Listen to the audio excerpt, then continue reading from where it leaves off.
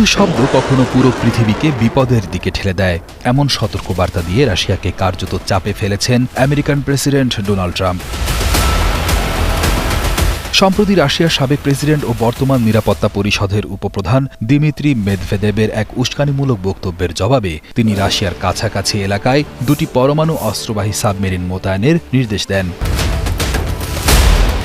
Trump এই ঘোষণা দেন তার নিজস্ব সামাজিক যোগাযোগ মাধ্যম ট্রুথ সোশ্যালে। সেখানে তিনি বলেন, উপযুক্ত প্রতিক্রিয়া হিসেবে আমি পরমাণু অস্ত্রবাহী সাবমেরিন মোতায়েন করেছি, কারণ মেদভেদেবের সাম্প্রতিক বক্তব্য উচ্চ মাত্রায় উস্কানিমূলক। ট্রাম্প সতর্ক করে বলেন, শব্দ কখনো কখনো আমাদের অনাকাঙ্ক্ষিত যুদ্ধের দিকেও নিয়ে যেতে পারে।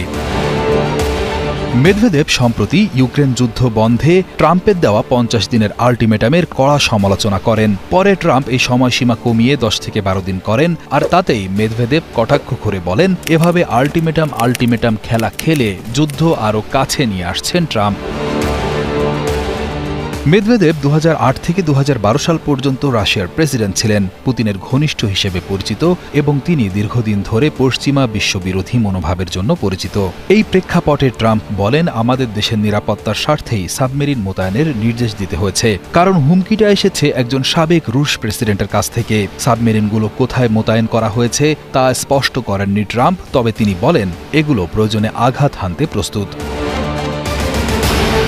বিশ্লেষকরা মনে করছেন সাবমেরিনগুলো হয়তো আর্কটিক বা আটলান্টিক মহাসাগরের এমন কোনো স্থানে মোতায়েন যেখানে রাশিয়াকে খুব সহজেই টার্গেট করা যাবে।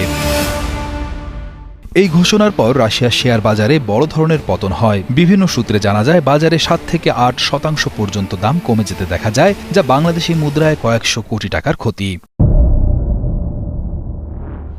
একটি নিউক্লিয়ার সাবমেরিনে প্রায় 24টি ব্যালিস্টিক ক্ষেপণাস্ত্র থাকতে পারে। প্রতিটি ক্ষেপণাস্ত্রে গড়ে 8টি করে পারমাণবিক ওয়ারহেড থাকতে পারে।